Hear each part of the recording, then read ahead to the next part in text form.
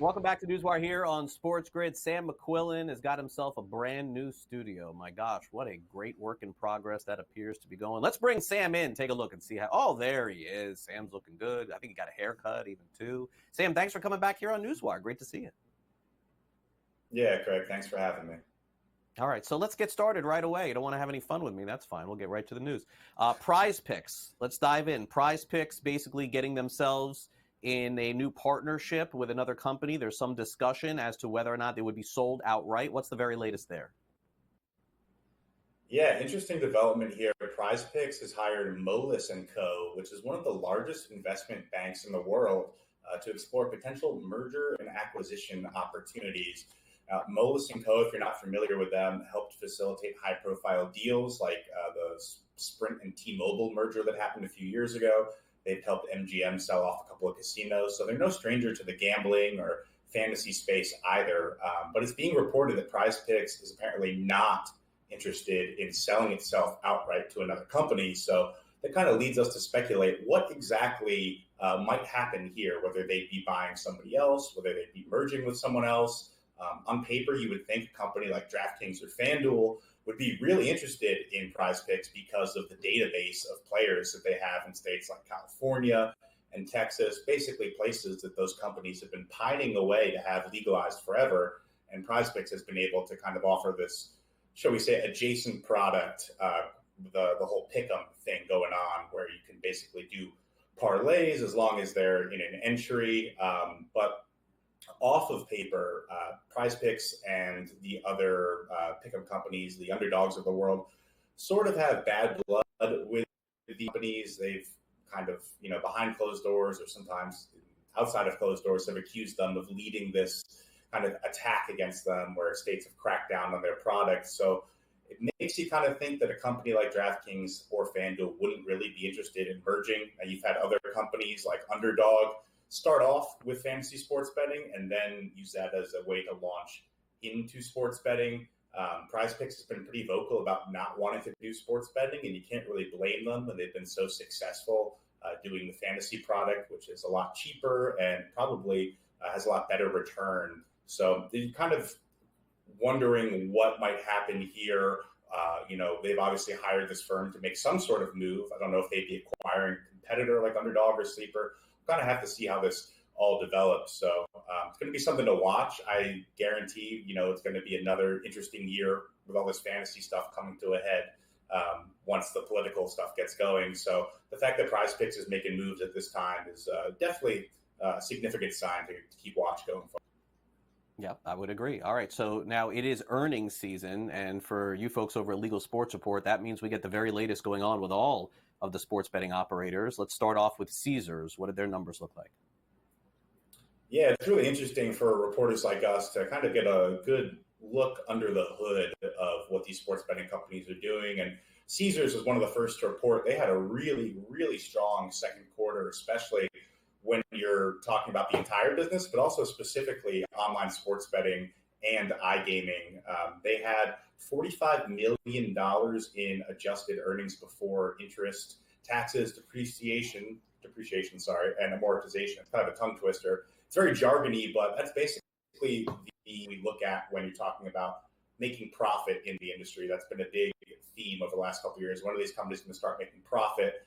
Caesars wants to make a $500 million profit sort of by the end of next year. So the fact that they were able to do $45 million just in the first half of this year is pretty impressive when you look at what they did last year when they only had $7 million in EBITDA at that time. So the way that they've done it is essentially growing their iGaming app. Sports betting really hasn't been as big of a priority for them as much in terms of growing handle and growing users. They've really focused on using the Caesars product.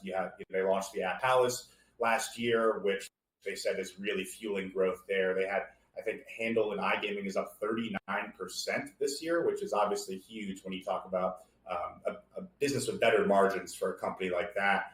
Sports betting is also improving, but not as much at the same rate. They had a 7.2% hold compared to 6.4% last year. So it's getting better, which they're talking about. The product is improving, which, when it comes to the product, it's how can you get people to bet more parlays? How can you have the most attractive same game parlay offering that people are going to basically bet more on these bets that don't turn out as well for them, typically as kind of straight bets on different sides of games and totals and things like that. So they're kind of catching up in that department, but sports betting is definitely still not as much of a priority as iGaming. So it'll be really interesting to see going forward, whether they pivot, when they kind of get happy with iGaming and, okay, maybe this is the time we can utilize the sports betting product more. But so far, kind of the plan that they've had of doing iGaming first and getting that right seems to be working out for their bottom line.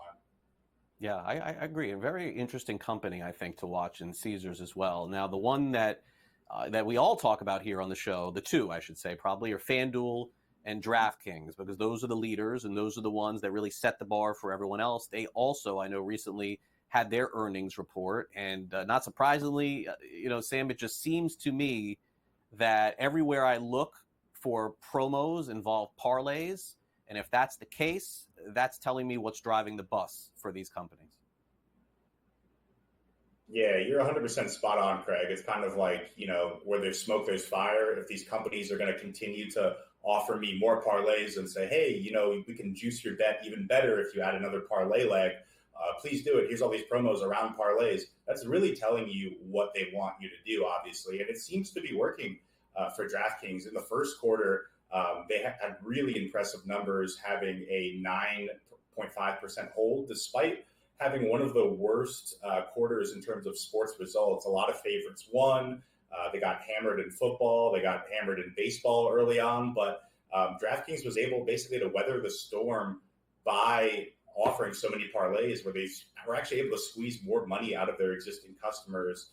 So this go around, the second quarter, it's going to be really interesting because sports results have gone a lot better in favor of the books and worse against bettors, presumably because last quarter was one of the worst ever. So now it's about how is DraftKings able to take what they did with a really bad quarter and, wow, can they do an even more amazing job now that they had kind of a normal environment to work with? So they might be kind of victims a little bit of their success with the last quarter. So investors are going to be looking for sort of blow us away kind of quarter in terms of how much they've been able to grow revenue customer and how much they've been able to grow a hold, because all that kind of fits in of their vision of having 10.5% hold at the end of the year, which doesn't make much sense unless you have context. The industry average is kind of 8%, so that'd be a pretty big margin that they're hoping to get, and in turn have their first year of profitability. So it's going to be a pretty big report that investors are hoping comes out from DraftKings.